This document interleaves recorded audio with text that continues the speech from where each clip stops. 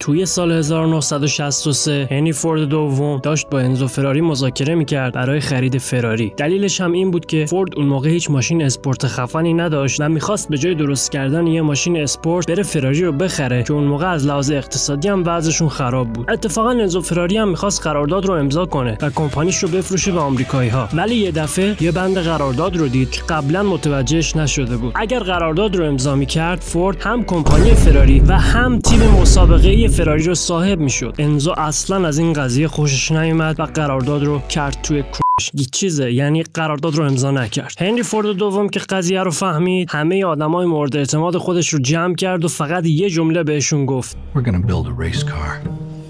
اونا هم همه زورشون رو زدن و یه ماشینی درست کردن به نام GT40 مارک 1 که بیا و ببین. اصلا این ماشین انقدر خوب بود که توی سال اول که وارد لومانس شد خراب شد و اصلا استارت نخورد و خلاصه که ریدن. فورد هم زنگ زد به یک کشاورز مرغ فروش کسخلی به نام کرول شلبی.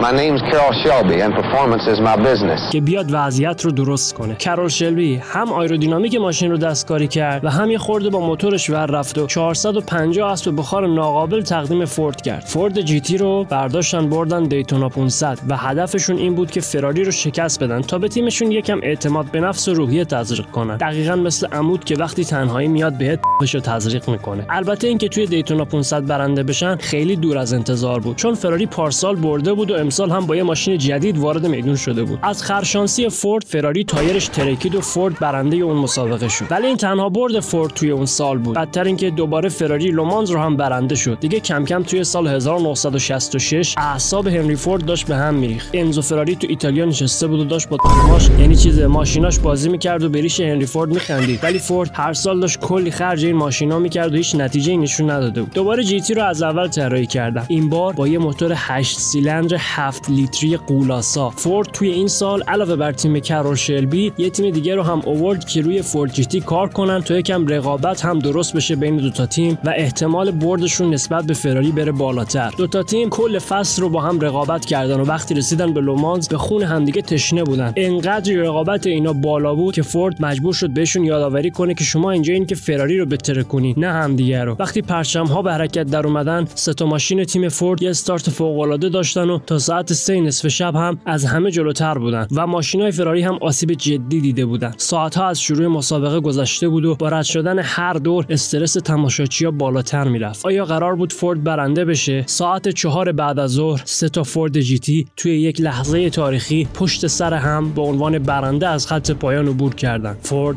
فراری رو شکست داده بود. بغیر از این پیروزی، فورد جی تی 3 تا پیروزی دیگه هم توی لومانز داشت و تونست جایگاه خودش رو به عنوان یکی از بهترین ماشین‌های مسابقه‌ای تاریخ مستحکم کنه. بعد از این پیروزی دیگه فورد ماشینی به اون لول درست نکرد. البته تا سال 2002 که برای سالگرد شکست فراری کانسپت فورد جی تی 40 معرفی شد و سال 2004 هم وارد بازار شد با یه موتور 8 سیلندر سوپرشارژ غول.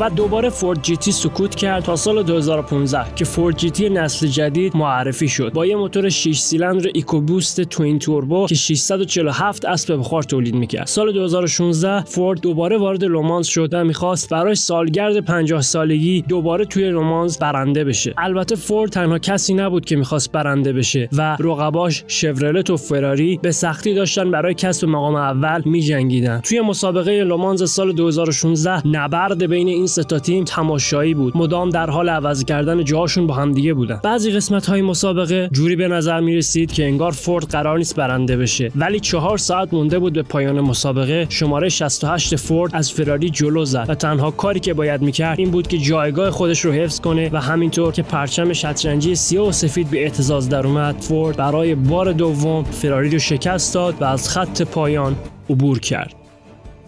ببخشید که 2 هفته ویدیو نداشتیم یا 3 هفته، میدونم که خیلیاتون پیام دادید و خواهش کردید که ویدیو بده، ویدیوهای تو خیلی با کیفیت، ما بدون ویدیوهای تو داریم میمیریم. ولی خب متاسفانه من یکم درگیری‌ها داشتم، دستمو پلاتین گذاشتم و جونم پاره شد. ولی حالا برگشتم، ویدیوی هفته پیش رو هم درست کرده بودم ولی یوتیوب ویدیو رو بلاک کرد و من ویدیو رو 6 بار ادیت کردم تا بالاخره گذاشتم، بعد دوباره بلاک کرد و فعلا دیگه بیخیال اون ویدیو شدم و تصمیم گرفتم کلاً یه ویدیوی جدید درست کنم. امیدوارم که لذت برده باشید. لایک و سابسکرایب یادتون نره. بای.